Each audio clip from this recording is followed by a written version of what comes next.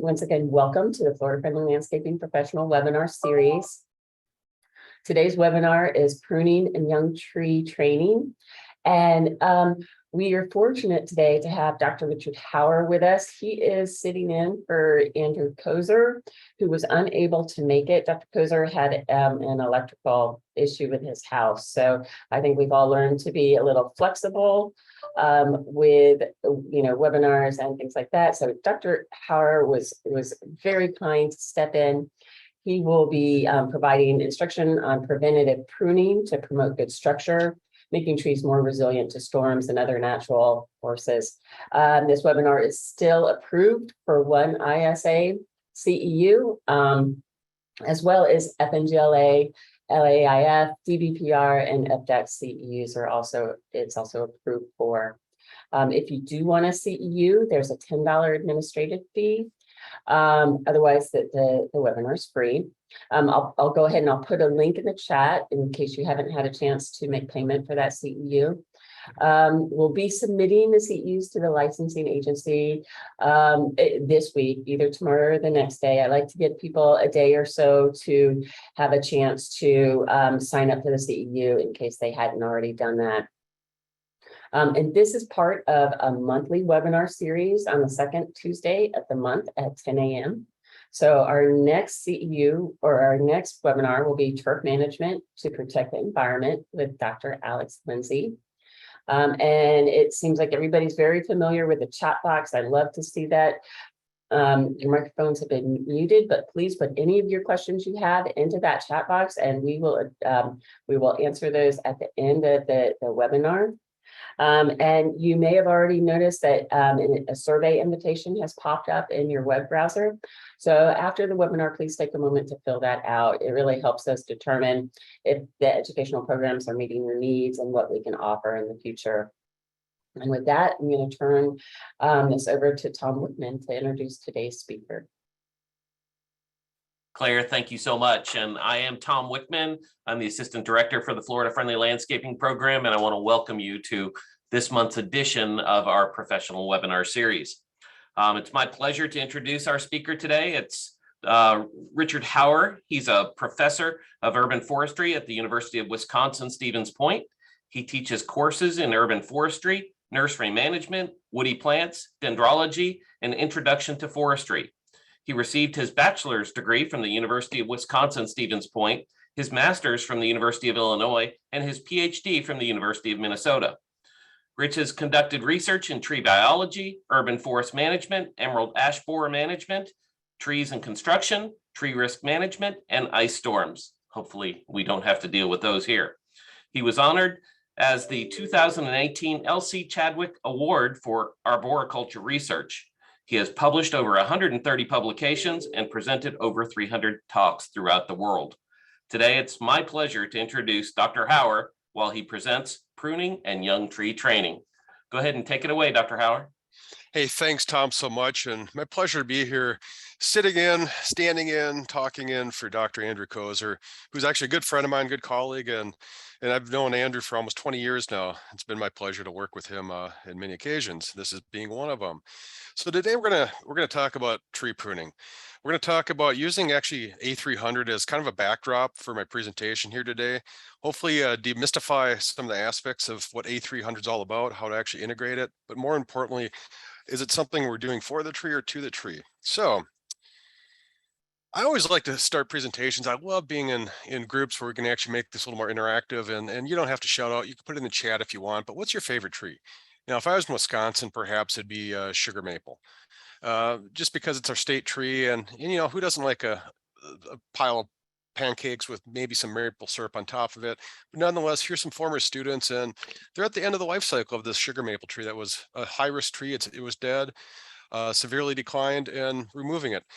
Now, if you ask me one of my favorite trees, I got many. It's really hard to pin down one, but if I had to pick one, it comes from my childhood, box elder. Now, if you don't know anything about this tree, in the northern plains, it's actually a phenomenal tree. It's one of the hardiest trees we actually have, but it's also kind of a trash tree where people just, belittle the box elder tree. But to me, it's the social construct. So what I'm tying in here, when we talk about tree pruning, it's really our patient, our client here is certainly a person, but it's also the tree that we're interacting with to develop some objectives for.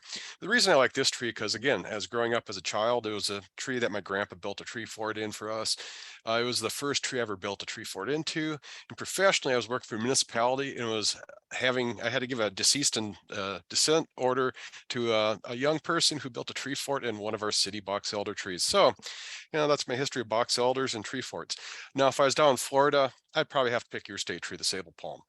Just a gorgeous tree. I'll have a chance to actually see this in early August. I'll be speaking at the Tree Diversity 4 conference. So if you get a chance to get over to St. Pete, wonderful conference. We have a whole lineup of international speakers from throughout the world. So if you're thinking about going, but you're not quite sure, I highly recommend it, because for the money you're investing, you're going to hear from some of the best in the world on tree diversity issues. Now, let's think about tree pruning. And there's a whole interesting historical context. If you're really curious, Google A New Orchard and Garden. And this is a book from the early 1600s that actually has some really cool things about tree pruning, some that are really valid today and some that we've learned perhaps that's not the way to actually prune a tree. Well, let's talk more modern in North America, the United States in general, and we could think of tree pruning standards. Prior to 1991, there was not one established standard like we have now with the A300. Is really what people thought was best. Different organizations had different ideas, they had different guidance, and really you could think of whatever you wanted to do really applied. Now, interesting enough, can you believe experts don't always agree? And experts sometimes like to publish their own guides. And ideally, though, you should have some sort of standard that everyone agrees with. So again, prior to 1991, one of the probably the guiding standards was from the National Arborist Association, which is now the Tree Care Industry Association, and they had the pruning standards for shade trees. Now, what's really interesting, maybe some of you remember these, it was like class 1, class 2, class 3, and then they had the class 4, and they had different names like fine pruning. Class 1, fine pruning probably suggests you're doing the most to a tree, or if you're just doing hazard pruning, you're removing maybe dead, defective, or things that could fall on you. So let's think about this for a second. And I always look at these terms, and this is a definition for what fine pruning is. To me, it's kind of like going to the car wash. I'm going to get 2 coats of wax and certainly put that seal coating on afterwards. And the machine's going to go rinse several times around the car, but you're removing dead, dying, diseased, decayed, interfering, objectionable, obstructing, weak branches, and selective thinning to lessen wind resistance. Now, some of these things certainly are as applicable today as when this standard was around, but how we use our terminology and thinking more, what are we doing to the tree? Is it something for the tree or to the tree?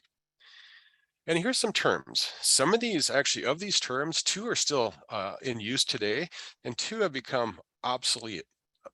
And you could still use things like crown cleaning and crown thinning, but they're obsolete terms that we don't necessarily use in the current standard. Now, you could say, I'm going to clean the crown. I always wonder what kind of type of soap are you going to use? And, that's a little, dog and pony joke on that. But really, if we think about these different types, we're going to build upon this and get away from this type of terminology and think about really what is the objective that we're going to do for the tree. Now, why do we write standards? And hopefully if you do tree pruning, or any sort of arboricultural work, you have this guidance, the Z133. Now, the Z133 came into play in the late 1960s in regard to a death. And unfortunately, this is often things like this, a bad event triggers good things happening. And so one afternoon, individual was dead, and the mother of the son really asked the question, do we have any standards on how tree pruning and work around trees is done? And so it's interesting, 1968, the committee was formed and took 4 years, a little over 4 years before they finally got a standard approved. Now, that seems like a long period of time, but if you really think about this, you've got industry professionals that are trying to come up with what's best. They're having some sort of discourse and they're coming up with the general overall recommendation of what should be done, in this case, from a safety perspective.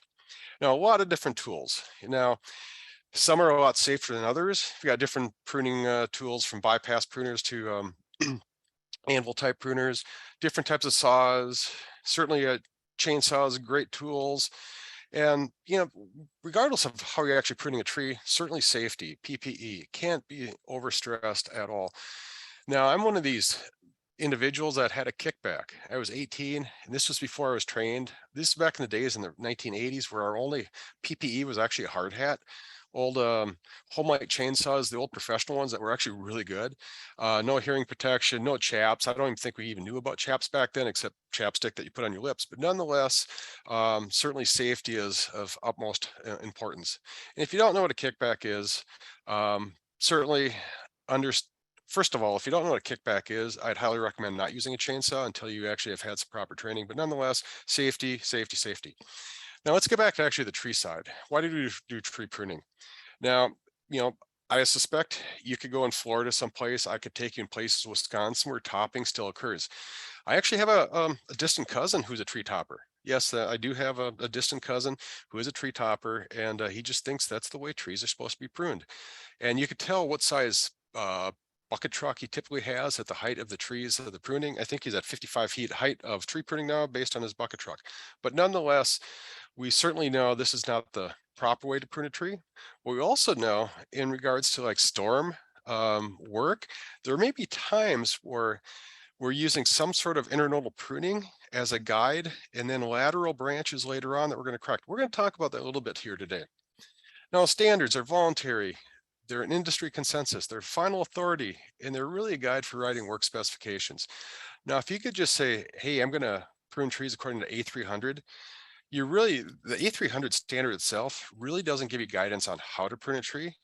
It has some things that are shalls and shoulds I'll get into here in a second, but it really talks through a process of how to write a specification of work. When you're, suggesting something to a client or perhaps developing a municipal tree pruning contract that you want people to bid upon. Again, they're voluntary. That doesn't mean that really you should say, well, I don't have to follow these things because they're voluntary. Think about what's the worst that could happen. Maybe a tree dies because of over pruning and you get sued. And the court of law would say, are there any standards? And the answer would be yes. And they'd say, did you follow them? And you'd say, well, no, they're voluntary. And likely a jury would say, well, they become kind of recognized as the way you operate in arboriculture. So just throwing that out there, even though they're voluntary, they're industry consensus. And I'd have to suggest that if the worst came to being and you got sued because of something, they'd probably use the A300 as the guidance. Now, shalls and shoulds. Shalls are requirements. They're mandatory. You must follow this or you'll violate the standard. There are very few shalls in the standards for A300, for example. There's a lot more shoulds because trees are certainly things that we have a lot of biology going on. It's really hard to say all trees need to be pruned this way because of certainly biology. But again, the shoulds give you some sort of recommendation, but as a professional, you use your judgment on what is the best practice. Now there's 10 standards. Now, I don't know how many people actually own all 10. I'm one of these fortunate people because I'm the voting member for ISA on the A300 standards committee. So I just happen to get a copy of these when we update them. But if you're wondering that, it becomes kind of a pain to kind of keep track of how these things and how they change over time. The good news is we're in the process of consolidating all of these standards. They're going to be in one book, much like the Z133. We're hoping that within about 2 years that will occur. And we're just in the process of actually, like I said, consolidating all of these. It's going to go out for public review, all of these 10 parts here within probably 3 weeks. So get an opportunity as professionals, and I highly encourage you to read these. And if you have suggestions, suggest your comments through the Tree Care Industry Association. They have a website portal to provide public comments. All right, standards. The A300 standard itself really tells you how to write specifications, but there's technical publications like the ISA BMPs for pruning, the great work that Dr. Ed Gilman did in Florida on all the pruning publications he has. These are certainly the things that you use when you're writing your specifications. Now, I have to throw a shout out to Jeff Kempter. Jeff was the chair of the A300 committee when we came up with the most recent revision of pruning. And it was a pretty substantial change from the way the NAA had their pruning standards. And I'd have to say, Jeff was the leader that got us through a process of really going away from the terminology we had in the past, of using a new system that's based on things like what type of pruning system are you using? What are the objectives? And I'm going to be getting into these next. So for example, we use pruning objectives, pruning systems, and pruning cuts. It got away from these old methods of clean, raise, reduce, thin, because they really didn't describe in really great detail of what you're actually doing to a tree. Because if you just said clean the tree, what are you cleaning? Is it just dead wood? Is it wood that's also dying? Is it wood that is defective? Raising the crown, how high above the ground? So these are things that really you have to specify based on an objective. And pruning objectives are really what you want to accomplish. And a pruning system is how the plant will be maintained over time. Now, this pruning system, I remember it took us about a year through Jeff's leadership of really saying, what types of systems do we have out there? So I'll get into these next. So an objective, it could be something as much as, clearance. Clearance would be, high above a sidewalk or a street, or maybe away from a building, that you want to maintain a canopy so you don't have an obstruction. Perhaps, branches that are rubbing on shingles. Certainly you would not want that. And you'd have to think about, how far is the branch going to go down? Risk mitigation. Obviously some great work from Dr. Kozer and now Dr. Klein on looking at, things that are defective and things that are really might seem defective, but they're not as high a concern as, let's say, a broken branch. Maintaining health. You could think of like some of the work that Dr. Jason Smith is doing in Florida for managing the health of trees. Certainly structural development. I'll be getting into this in about 20 minutes on thinking about structural development and how to prune trees at a young age to make them, stronger trees. Aesthetics, thinking about, is there something we can do to the tree that actually makes it look better? Or views. Do we want signage? You're a business owner, you want people to actually see, hey, this is my coffee shop. I want you to find it and not be hidden by a tree canopy, or maybe a beautiful vista that you're trying to frame and get that out your window that you can see this mountaintop or this body of water. And so these are all objectives that you'd specify on why we're pruning a branch, reducing it, or removing it to actually maintain one of these objectives. Now, if we think about objective, if you wanted to prune a tree into looking like a face, that would be an objective. Certainly it'd take a lot of time over time to actually maintain this shape if this is what your objective would be over time. Now, pruning systems. This was what we came up with. That if you think about trees, we either have something that's artificial. So all of these below natural are artificial things that we're trying to maintain a tree in a shape that the tree does not want to be in. Or natural. We're maintaining the pruning of a tree to form a shape that nature or biology intends for this to be. So for example, this eucalyptus tree in Florida, it has defensive dieback. So we could use natural pruning to remove dead wood, reducing it back to live parts of the canopy, certainly reducing the canopy to remove the risk of dead branches falling on people, but we're still kind of maintaining the natural biology or shape of this tree. And so here with natural pruning, we still have these objectives that we're trying to fit in, reducing perhaps a crown or a branch, where could be raising the crown maybe for clearance for vehicles. Maybe we're doing something about the structure to remove maybe a codominant stem young in the life of the tree. Something about clearance away maybe from the roof here. Again, these are all objectives that we're fitting into our natural pruning system. And so here we can just look at maybe a fruit tree. And certainly the shape of this tree on the bottom looks different than the tree on the top. But we're still maintaining somewhat, the tree itself is going to respond to these pruning cuts and try to regain the canopy that it had prior to this. Now, if you happen to get a chance to come to Stevens Point, come over to my house. I'll give you the address. Just find me a Google Hauer UWSP. You'll find my email there. But I could show you an apple tree in my backyard. This thing tipped over about 10 years ago. I was always going to prop it, and I've just maintained the stem going upward and never got around to it. And this thing just over the years finally got to the ground where it's at about an 80-degree lean. Now it's not going to go down any further because the canopy itself is on the ground holding it upright. That's the canopy is now the prop, but it's regrow itself. So if you look at this tree and you don't look at this bent stem, this tree now has a natural form again, like the biology of it wants. Now, pollarding, I never got this system until I had a chance to get to Sweden about 8 years ago.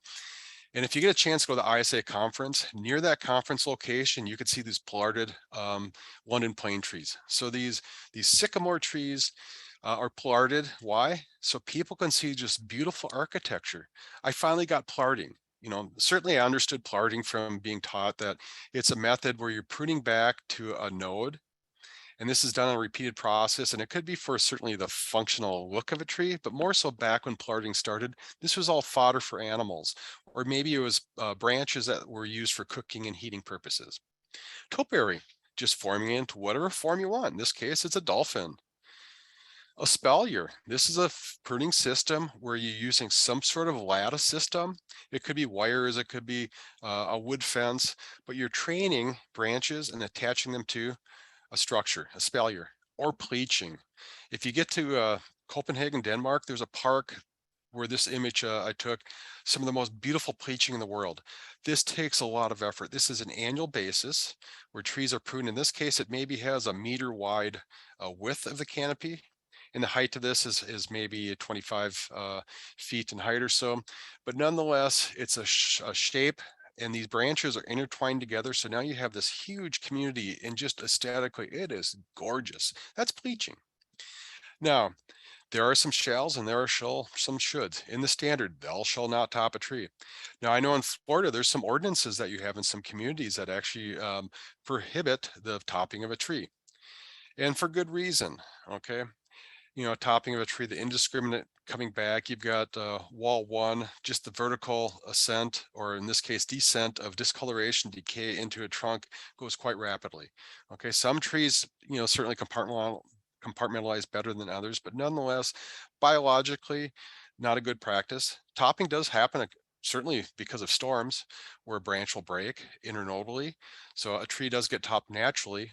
Again, we'll talk briefly about some restoration work with hurricanes where you can actually take this bad situation and then try to regrow a canopy from shoots coming off there. Lion's tailing.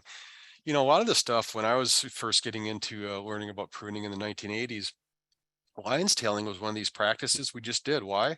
Well, the idea was if you force all this growth out here, you make the tree more resilient to storm damage because the winds will go through the canopy. We know that's the total opposite, where in fact, you've got all this foliage that was on the branch here. It's the trees are doing their little dance here and they're dampening the forces of the wind acting upon the canopy.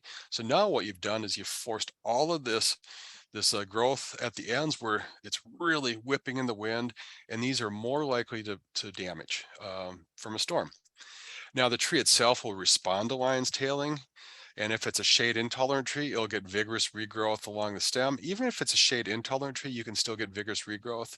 And really the tree is trying to recover the canopy where it's had foliage that's been lost. So lion's tailing, it's another one of those shalls. Thou shall not lion's tail. Thou shall not flush cut. Now I remember this practice, I was on one of these transitions where a lot of the old practices were being looked at from a scientific basis, and certainly Shigo. Shigo was one of these individuals that was just coming of age in the mid 1980s. I was number 47th book buyer of his Nutri Biology.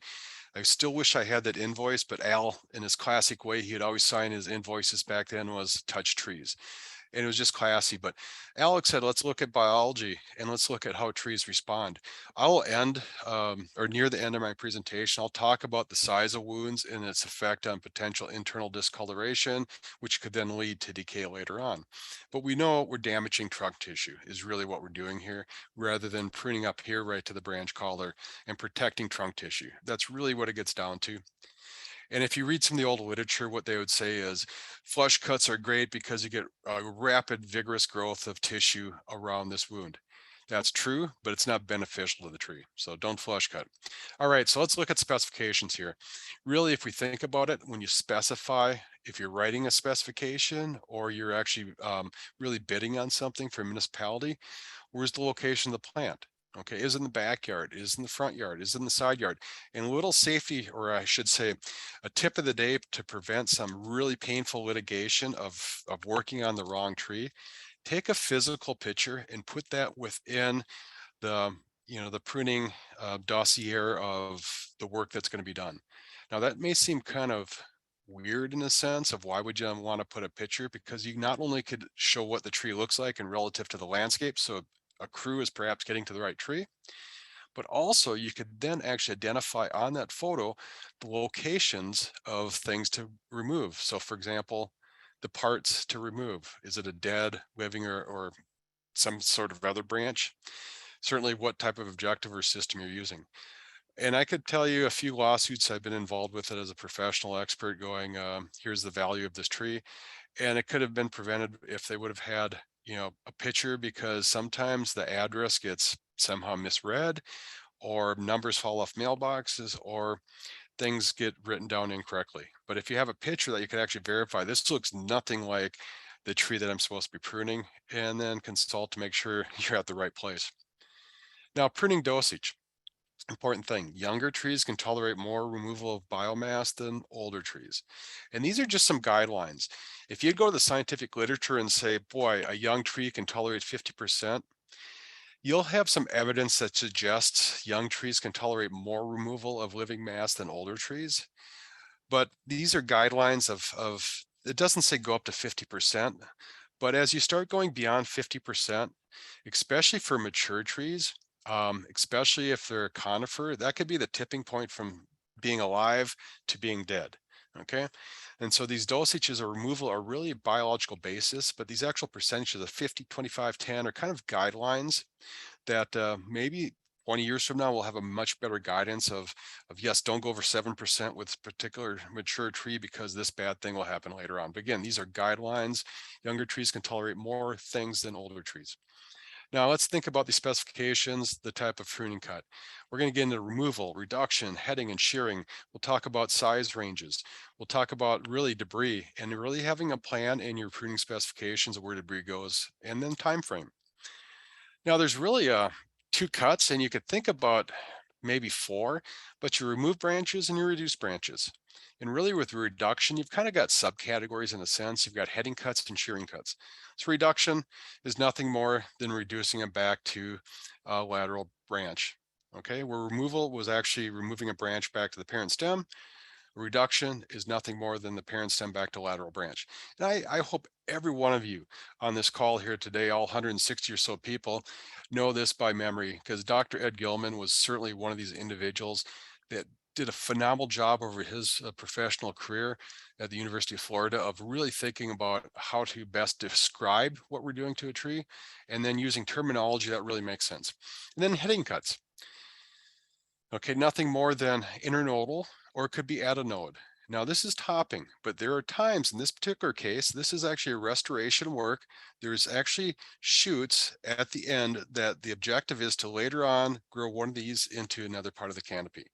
Okay, so hopefully not until the next hurricane knocks it back, but certainly hopefully that it's around for another 50 years, and this is storm restoration work in a sense. All right, and so pruning cuts. If you're doing this type of like heading cut, where you're doing a restoration of a canopy, you really also have to use some guidance. The recommendation is branches 4 inches or less, that if it's a much larger branch than that, perhaps reducing it back further to where you get a size of this.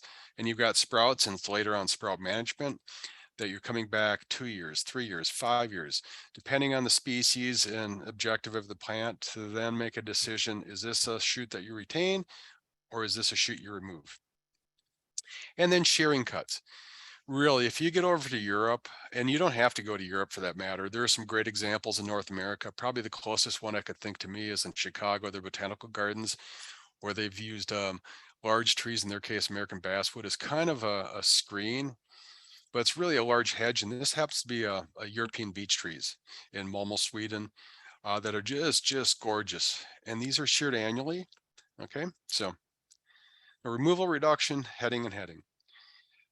Now the systems that we use, do you remember the 5 systems? And some may have a 6th system, although it's not in our standard. Okay, maybe you could think of which one that is and throw that in the chat.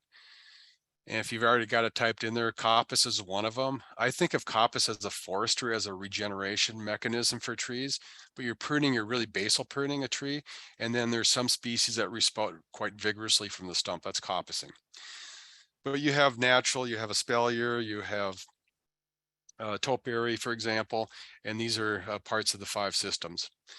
Now the objective, again, specifying that, specifying the cut location, and typically, as Dr. Gilman popularized, you're thinking really of the ends of the largest branches is where a lot of our pruning occurs. And ideally, we want to prune trees so we minimize any cuts greater than 4 inches in diameter. And if you're wondering what 4 inches is, and you're out there, you don't have to get a caliper out or a ruler. You could maybe use parts of your body. So it just happens to be my wrist from here to here is 4 inches. I just got, I'm just lucky that way. And if I want 2 inches, I just got these 2 fingers. Okay. Now I'm not going to give you 1 inch because just not going there. But nonetheless, cut location is another important part. All right. Cut type. Are you reducing or removing? Or maybe making a heading cut in the case of shrubs, that's not uncommon, or in the case of maybe a restoration attempt after storm damage. And the amount, we're removing 5 or 7 or 6, in this case, 3-inch reduction cuts, and you're identifying the location of the canopy of these. Now, inadequate specifications, and I see these quite often, prune trees to A300 standards. Now, if I was a contractor and someone asked me to prune the tree according to A300 standards, I could remove 1 branch using maybe a removal cut, and I met the standard because the standard does talk about that. All right, but I'll get into more specification here in the next slide. Prune canopy to reduce hazard. If you want to use clean, nothing illegal about doing that.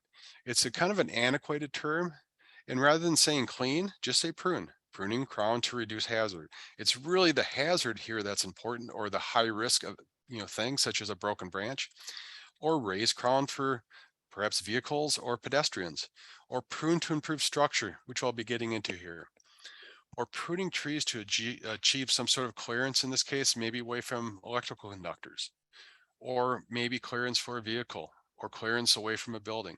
So these are inadequate because you haven't described how far away, in this case, for clearance.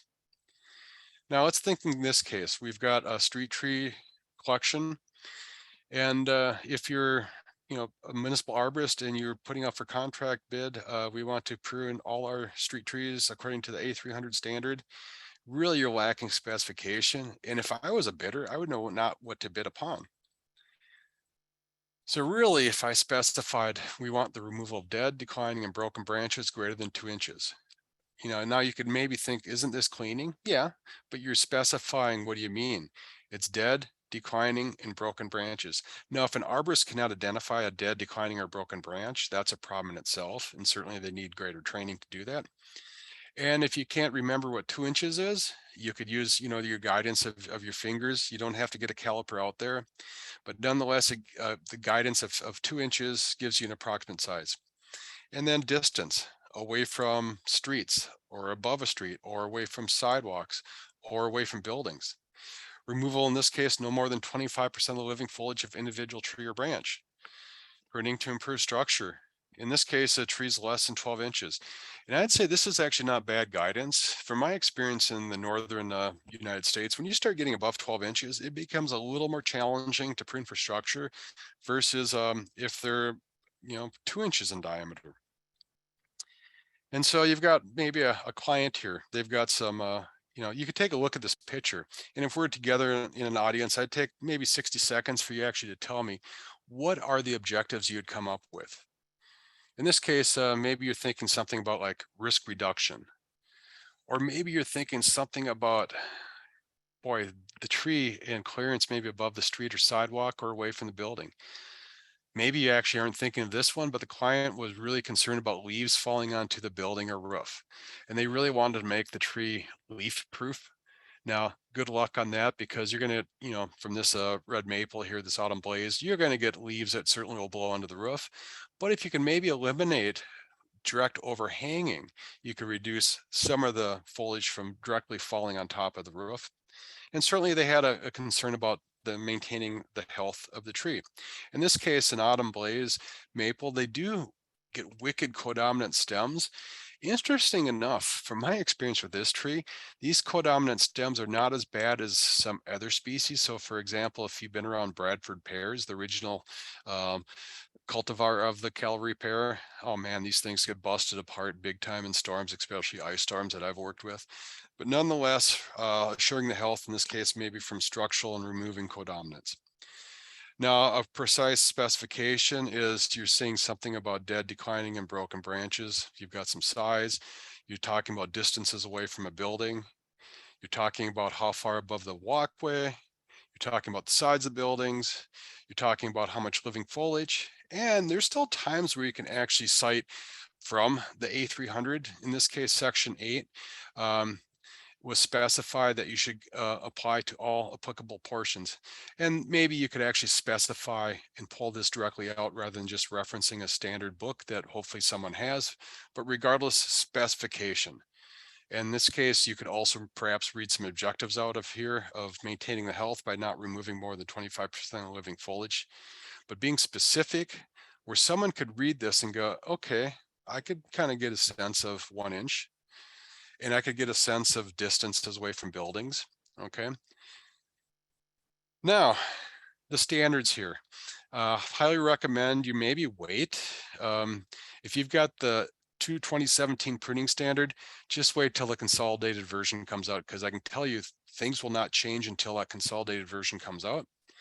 And if you don't have a copy of this 3rd edition of the pruning, highly suggest getting this. It's really good. If you're an ISA member, it's about $10. I think Florida chapter, you'd get it for about the same amount, but it's a really good specification book. Or go to the University of Florida and the great work that's on their website there. Now, pruning applications. Let's think about this for next about 15 to 20 minutes. If we think about pruning trees, is it really needed? Now, this is one of these early career moments in my life, and also early marriage events in my life, where somehow my wife and I survived not only a bathroom remodeling early career, but we also survived a pruning controversy. One morning, my wife says on a Saturday, "What you doing?" And I said, "Oh yeah, gonna go out and prune the trees there." Minnesota talk. We're living in Minnesota at the time, so. And she goes, "Well, trees don't need to be pruned." I'm like, "Yeah, they do." She's like, "Well, trees in the forest don't get pruned by people." I'm like, "Well, sometimes they do." She goes, "Well, not usually." I'm like, "Okay." And I did not have a really good response from the objective was I was actually going to remove codominant stems. I couldn't even go down that path because I was so frustrated. That's frustrated and flustered, where I couldn't get the words out. And I'm like, "Well, I'm pruning the trees anyway." Door gets slammed, and somehow, we started talking again 24 hours later. But nonetheless, yes, there's reasons to prune trees and there's reasons not to.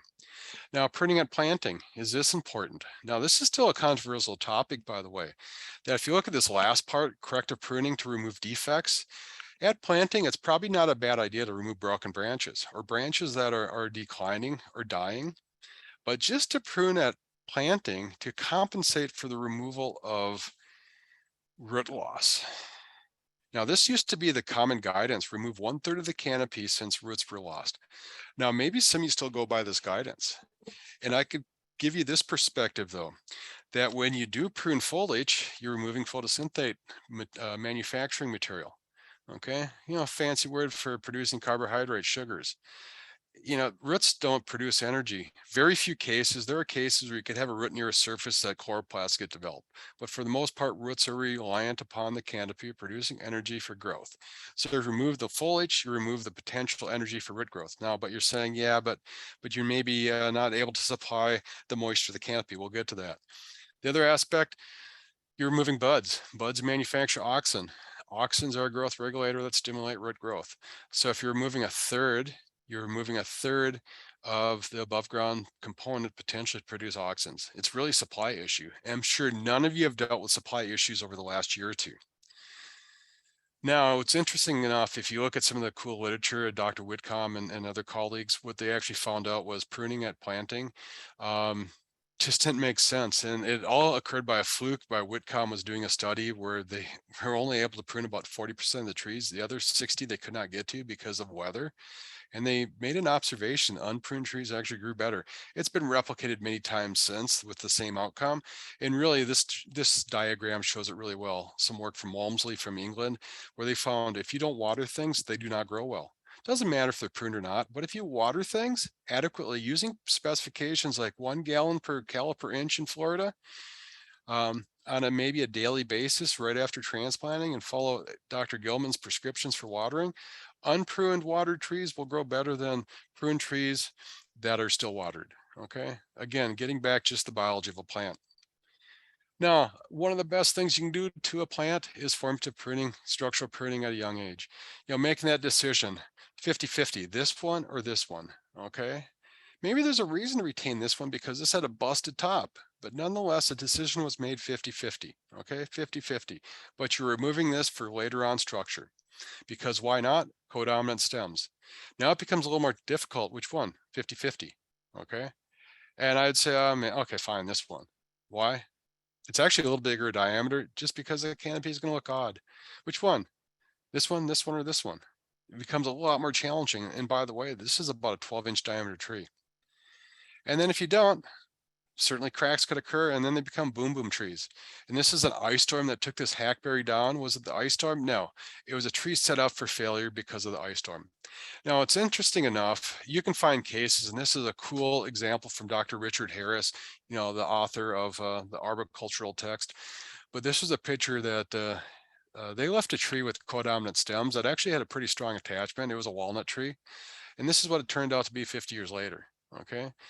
Now, in my opinion, codominants are fine when you start getting about 20 to 30 feet up in the canopy. Okay. But when you get down here, you're certainly playing the odds, where in this case, you got it was a strong connection. But if it wasn't, getting a boom boom plant later on in life. Now, if you wonder about the economics, some work from Australia, and by the way, it's Australian dollars, but you could put USD here, you'll get the same thing. 15 times less costly to do preventative work at a young age to maintain the canopy structurally than try to correct it later on. Okay.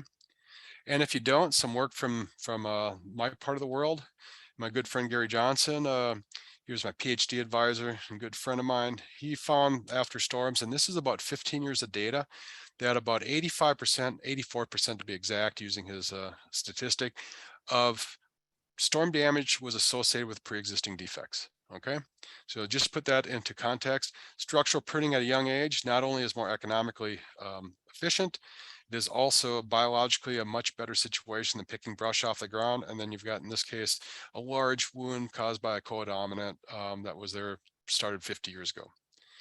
Now, reduction cuts. One of the best things that came into arboriculture 20 years ago or so is really getting the specifications of thinking about reduction cut, where rather than moving this whole thing to the parent stem, reducing maybe to here or to here. And the idea here is all you're doing is you're slowing down the growth of this branch to later on then maybe remove it, or maybe have this as part of the scaffold branching. It's just not part of the main canopy later on. It's part of the structure, but it's a side branch.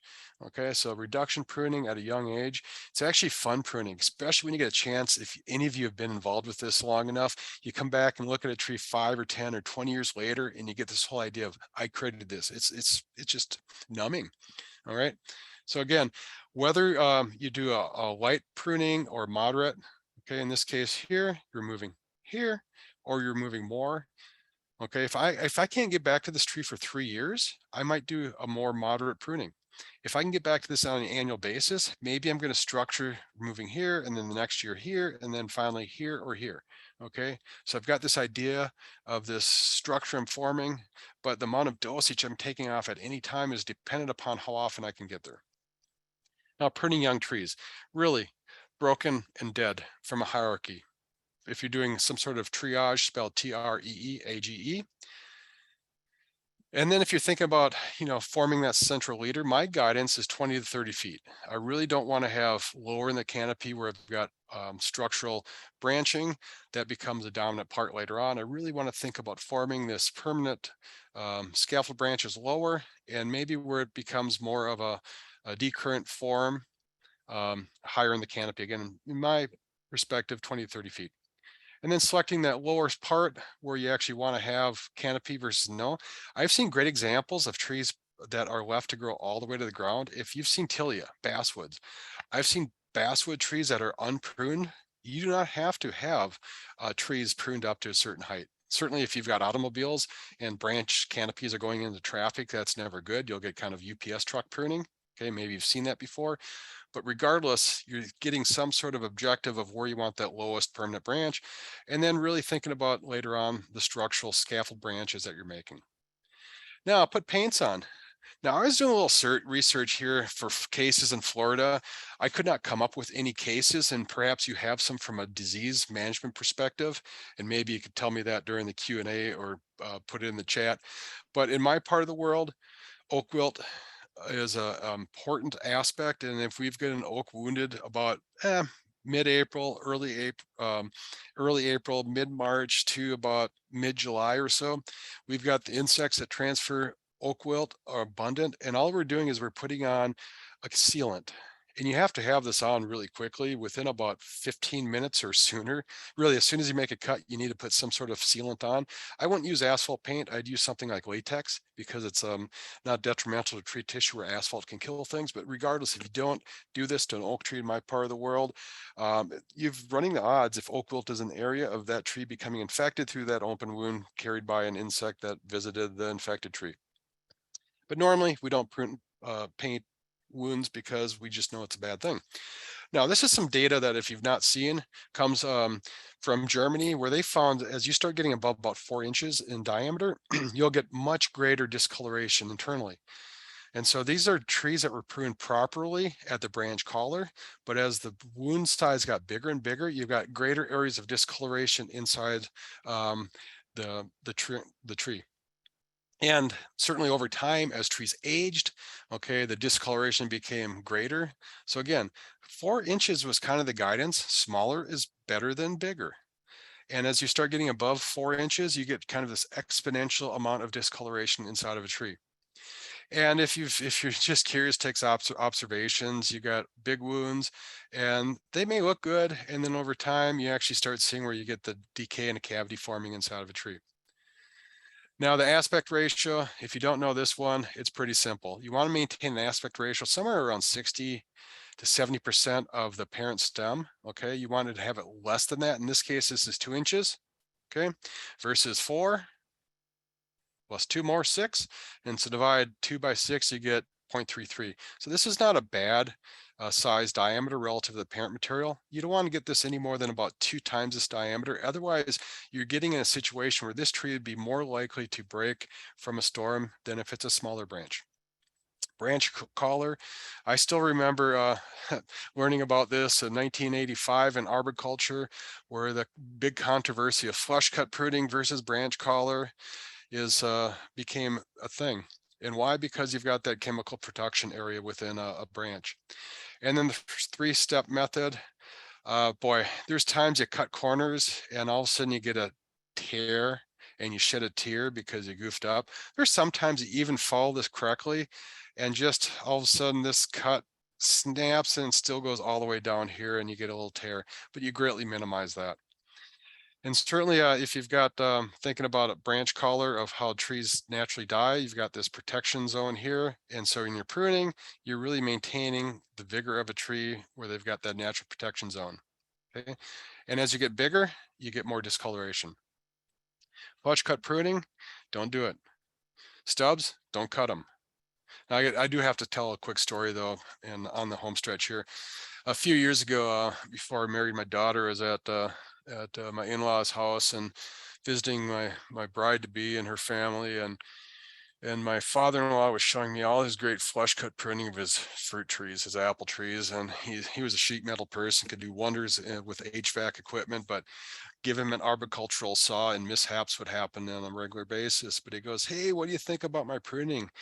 No, I'm not going to disrespect him and go, "Man, Phil, you did a crappy job pruning," because, I wanted to marry his daughter and didn't want, a pruning job getting in between us and getting married. I wanted to save that for after marriage and get into a pruning argument with my spouse.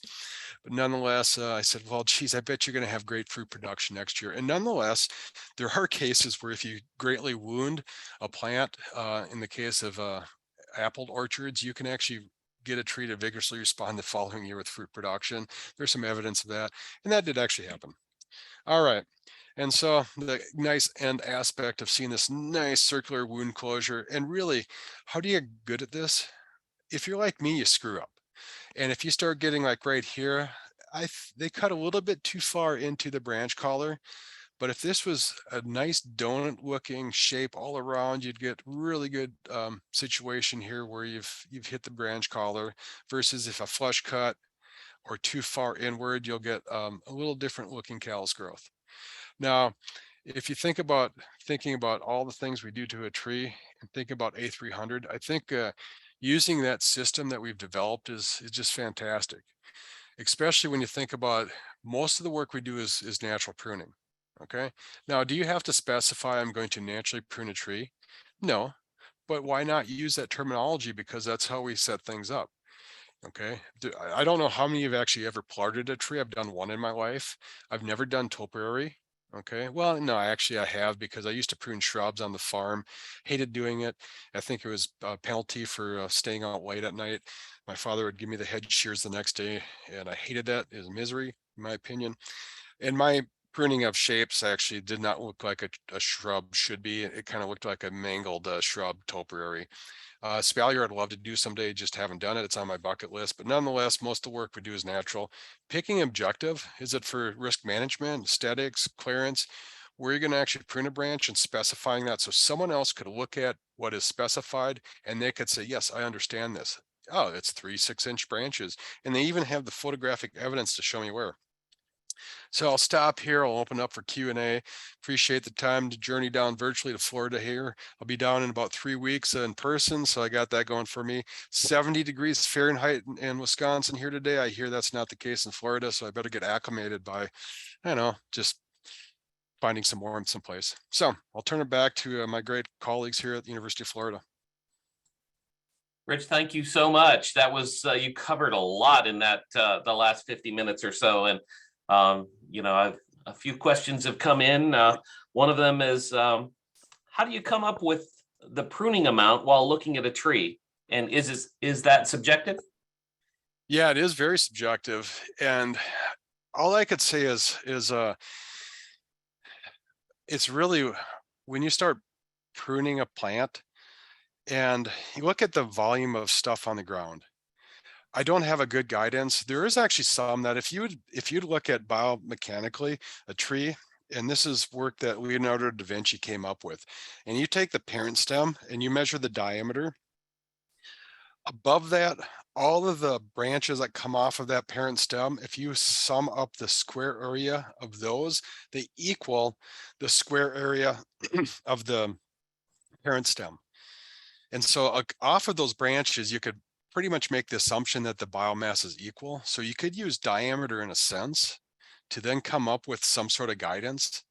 Now, I actually just came up with that on the fly. Maybe someone else has used that as a mechanism, but I could say it's hard if you just look observationally and you look up into a tree, but you could use that diameter as a guidance and think of the parent material. I've got the diameter right where everything branches, and it's 10 inches.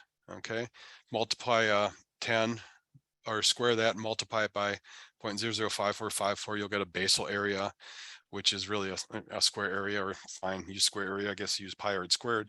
But then you could look at branches taking off to get kind of some sort of guidance initially on. And I think it's also one of these things as a professional, the more you do it, the easier it is you look at, I've removed so little of this. And you could also maybe look at a tree and go, well, I've removed half a canopy, or I've removed this quarter of the canopy. Now I'm at 25%, and using those as kind of guidance. I think these days it's really hard to over prune if you write specifications right to meet some sort of objective, versus years ago when we'd lion's tail, and it was easy to remove a great percentage of the living material. Again, young trees really, you can remove half the tree before start being concerned. On older trees though, really, if you're thinking about it, it's really dead or declining branches you're really only removing, or unless it's the case of some sort of defective thing, like there's a crack in a branch. So in larger things, even if you think about pruning dosage, really to get to those extremes, it becomes really challenging if you're really thinking about the biology of a plant. So great question there.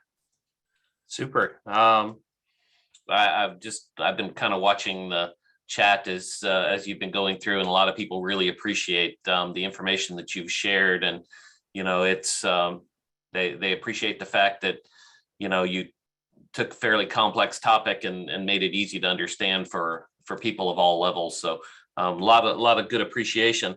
One of the other questions that came in is, what do you recommend for pruning a tree for wildlife habitat? Well, I wish my friend Ryan Gilpin from the Pacific Northwest was on the call here, because he wrote a publication recently on this topic. It's I forget the exact title, but Ryan is Ryan, Gilpin is Gilpin, and excellent guidance. It's not an area where I work in, but really the first thing that I always think about is what type of wildlife are you managing for? And usually when I think about wildlife and trees, I think of some sort of nesting bird. In particular, maybe it's a nesting bird that you're really that they're nesting on branches versus one that's a cavity one. And there's cases where it wouldn't really be pruning, but you're trying to create cavities later on in a tree by creating actually a wound and facilitating maybe the decay process. But I wish I had answers for you, Angela, but I can give you the guidance of Ryan Gilpin and an excellent book on that topic of really pruning trees for wildlife management. Perhaps Ryan's a person I'd highly suggest you invite sometime in the future. Great speaker, and just on that topic alone would be, I think, really fascinating and something that not a lot of you probably know about, including myself. All right. Oh. Angela said, how do you prune a diseased tree? Boy, I guess the first thing I'd say is what type of disease? And the biggest concern often is, can you spread disease from one tree to another? So on that topic, really on arboricultural equipment, the answer isn't out yet. Can you spread disease from pruning equipment? And the idea is be safe between trees, sterilize your equipment. And then the next question is, with what? Do you do it with bleach? Do you do it with alcohol? Bleach certainly could be corrosive to metal components, versus alcohol, which is a little more expensive. So that's a great question. Some have said put it in an oven, pruning equipment, the metal saw. But it really comes down to what type of disease that you're actually pruning for. In my case, for example, I deal with fruit trees at our property that get a fire blight. And really you're on that particular thing, I have to look back where I no longer have discolored tissue. And generally I go about on that, I try to get about 3 feet for that particular, for malice, for fire blight. And so I'm getting as I'm have a branch, I want to really, you're looking, scoring back bark to look for discoloration. If it was an elm tree and I'm pruning out Dutch elm disease, there the science says about 6 to 10 feet of clear wood. So if I prune a branch off where it adjoins the parent material, I want to actually pull bark material off and look for where the staining stops, and then measure that to how much clear wood I have. And I want to have about 6 to 10 feet, because if I don't have that, it's likely that disease is already in the trunk of the tree. So it really comes down to the disease and thinking about, again, the biology, and 2 examples of really pruning branches off to really try to stop the disease from getting into the parent stem. Super. Is it a myth to butcher a crepe myrtle so that it'll grow more healthy and faster? Should they prune and trim instead? The crepe myrtle is such a beautiful tree, and they don't like the view of the butchered trees. We have a lot of crepe myrtles that are crepe murdered, as some have called it. And, I see that crepe myrtles are such a tough tree that they survive despite what you do to them. However, it does change, how they grow. Their appearance, yeah. I think I'm fortunately living in a part of the world where we don't have crepe myrtle and we don't have to worry about that. But we do have certainly some over pruning, bad practices to equivalent trees up here that are small stature. Really, if you're making heading cuts to any plant, including crepe myrtle, which you're murdering in a sense, it's going to get vigorous regrowth of shoots. No doubt about that. I would suggest if you want to reduce the height of a crepe myrtle, use some sort of perhaps reduction cut pruning where you're pruning back to a parent, the parent stem is pruned back to a lateral. In that regard, you're not going to encourage perhaps the sprouting and the vigorous regrowth coming off of the cut end, which is really a topping cut, a heading cut, but you're topping the crepe myrtle and getting that vigorous regrowth. And so that would be my guidance on that aspect. You certainly could plard a crepe myrtle. I've never seen one done that way. I think the structure of that plant, I do agree. I've seen some crepe myrtles. They're beautiful small stature trees that they certainly look not as attractive in my opinion if they're left to grow to their own form. I think the other aspect is quite often they're pruned to a certain height. Why? Because people want a certain height. And so the biology of the plant may say 20 feet, maybe higher than that. But the objective is to have maybe the ability to see over 10 feet on top of that canopy. So yeah, you've got a couple choices there. One, perhaps to prune with reduction cut pruning to a smaller location, use the biology as your guidance, or start over, do a basal prune and replant with something that's more suitable for the location. So you've got choices in life, or just keep doing the same you want and have people that don't like you. Okay. Yeah, and and it's with crepe myrtles too. There's so many different types to plant, so many different cultivar selections. There's a height to fit just about any place you want. Rather than fighting it, it may be better to replace it with something that's the proper size. Yeah. Oh, great. Another question that came in is what is your opinion on mature tree pruning? My guidance has been to begin crown reduction to help prevent limb breakage out on the ends of the branches. Your thoughts? Yeah, that's a great question. And boy, this is certainly a non-controversial topic. I'll just tongue in cheek that one. That it really comes to the objective, and it also, in my opinion, depends on the species of plant. And I can give examples of the species I work with. For example, silver maple or cottonwood trees. These are notorious for trees to break in windstorms. It's just what they do. Their biology just says, I'm going to break at maybe mid-branch juncture, rather than a green ash tree from my part of the world can just hold loads and hold loads, for example, from ice accumulation, and then they literally just blow apart at the stem. And so it does depend on the species.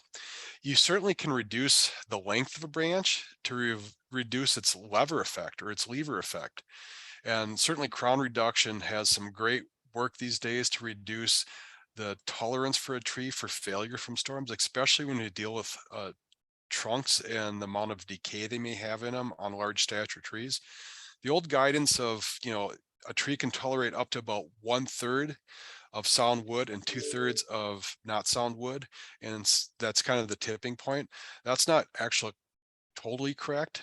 There's a bigger aspect that comes into it. It's the height of a plant. And so you could get down to a tree that's maybe 1/10 sound wood and 90% of unsound wood if it's got a lower height. Okay. And there's some great work from Frank Rinn that has really come up with guidance. And actually somewhere on my desk, I actually have a really good publication that he wrote in the Western chapter. I'll send it to Tom. Maybe you've got a way to get this out to people, but it gives really good guidance on the height of a tree for crown reduction versus its susceptibility, in this case for whole trunk failure. But the other aspect, it's really of thinking about, and don't have good guidance of how far you need to come down to. But what you're really doing, as James points out, is you're reducing the length of something to reduce the lever effect. And if any of you have ever tried to get a stuck bolt or nut off of something, and you use a breaker bar that's 12 inches, and if that doesn't work, you get one that's 18, and if that doesn't work, you get one that's 25 inches long, and if that doesn't work, you get a pipe and you put that on the end, and next thing you know, you've got 6 feet of lever and it just pops. Okay. Or something breaks in the process, and hopefully not yourself. But yeah, I have nothing against crown reduction, and especially in some cases of crown restoration work after storms. But it's certainly not a topic that's not without controversy of a lot of arboricultural things still these days. So great question there. Super. Do you have any comments on pruning differences for temperate versus subtropical trees? I don't work with subtropical. Do you have any, Tom? temperate versus tropical. The difference is certainly even tropical trees grow through rust periods. And thinking back to, from my temperate experience that I work with, that we would say, boy, no one's going to argue during the dormant season when they're not actually growing. It's a good time to prune, especially in my part of the world where we get winters. And from where I'm at, about mid-October to mid-November, we get a lot of decay organism species that are abundant. So that time of the year, wounding, there's some evidence that you could get potential greater decay later on in plant's life. And put this in a perspective of the time continuum of wound to decay where you have to worry. It's usually about a 2-decade process on some really poor compartmentalizing plants. Those that are wickedly great compartmentalizers, let's say like black locust or some of the white oak members, that they you could get away with pruning large limbs. I wouldn't recommend it, but they just compartmentalize so well. But if you think about weak compartmentalizers, you still got like 20 years perhaps where your wound is going to be of a concern. And so thinking from that guidance, and I forgot the exact question going here. I kind of went off on a tangent. Do you remember what the full question was, Tom? Yeah, just did you have any comments on the pruning differences for temperate versus subtropical trees? Yeah, it's really the time of year, and the other aspect is if it's actively growing and it just started growth, perhaps that's a time to take a pause. Okay, and really think about how much dosage you're removing, because going back to stuff that Shigo made popular, but it goes to Russian fruit scientist Askanaceae, where they found, after things break bud and the foliage just fully forms, takes a lot of energy. So you're at a weakness in the energy relationship of a plant. So right after, this foliage is fully developed, that's a time where if you can avoid any major pruning, and again, it gets to dosage, to avoid. There may be some species, like I pointed out with oaks and oak wilt for disease, just the epidemiology of diseases, thinking about, is there a time of a year not to wound a plant? So that's another aspect to think about. So really summarize, thinking about a time of the year where decay organisms might be the most abundant. Again, small wounds, probably not a big deal. Larger wounds, certainly more of a concern. Thinking about timing, phenology, and energy relationships in a plant is another important topic. But there's times where you have to prune at any time of the year because of just circumstances, whether it's maybe a storm. And so it's really, you can't say, yeah, don't prune. No, I have to prune because I've got an electrical line in a tree that are just not working together well. Not good for anyone. Super. Someone wanted to know suggestions of trees to pollard. Well, sycamores do wonderful. Linden trees do wonderful. Catalpas actually do wonderful. That was a newbie to me, and we had one on our campus that we've actually done. I'd say try any, and it really comes down to a plant that you're pruning back to a node. And think about this: I may have a branch that I make a heading cut. I'm going to get a proliferation of shoots from that. Then I start bringing these back, and they regrow. So you're really forming a knob that is sprouting coming off of, and you're pruning back to that knob. But those species I mentioned do very well in a pollarding system. It's more of a European type of pruning system. And from a tropical tree perspective, I've never seen it. Do you know of examples in Florida or subtropical of pollarded trees? Well, crepe myrtle is one that I've seen done. Tropical, subtropical. But that's probably, that and sycamore are the ones that I've seen done in Florida. Yeah, does that actually look nice with crepe myrtle pollarded? It actually was really interesting. Yeah. Yeah, that's what I think. It's one of those architectural things that looks different. It looks unique, but it's an annual to every other year commitment. Okay, it's not set it and forget it, because it will regrow, and then you'll have a bunch of shoots coming off a knob. Not saying that's a bad or a good thing, but that's what you'll end up with. Just a couple more questions. Where can we get copies of some of the best tree ordinances in the country? Great question. If you, it depends on the type of ordinance. There's a person, Buck Abbey, from Louisiana State I think he's retired now, but he had a great book compiled on different tree ordinances. There's another individual, Robert Young, that compiled different tree ordinances. Unfortunately, Dr. Young is passed away. I have some ordinances I've just collected because of the work I do as an urban forestry professor. It really depends on the type of ordinance you're asking for.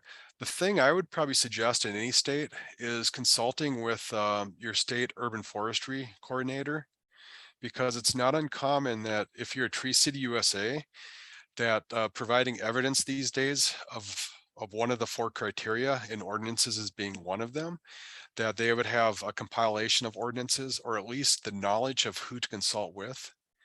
Yeah, and if I didn't mention Dr. Kozer, and I've done work with Andrew on tree ordinances and different aspects of urban forest management.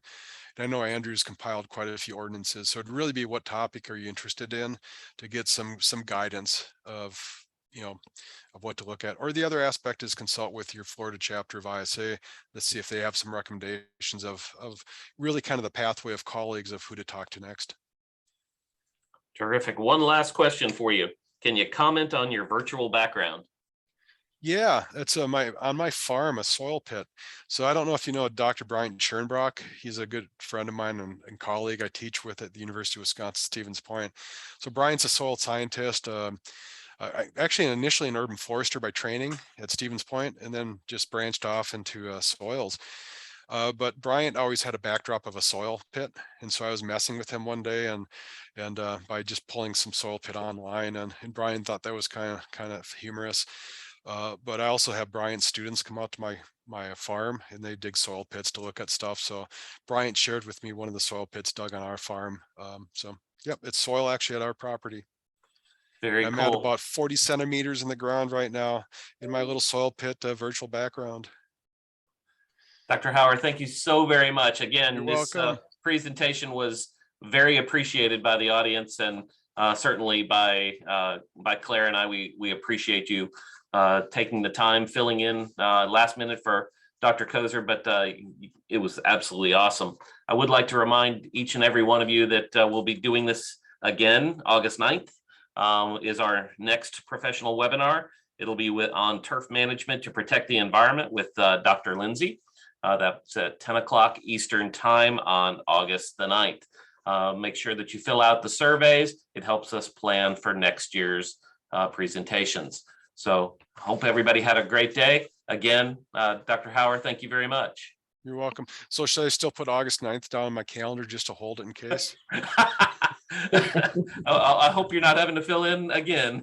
No, I initially went to school for turf management back in the mid 80s. And then I had a tree class with Dr. John Ball was my advisor. And perhaps you've seen John talk. Just a great advisor, a great mentor. And I branched off, no pun intended, into arboriculture. But yeah, turf was my first start, and I ended up in arboriculture.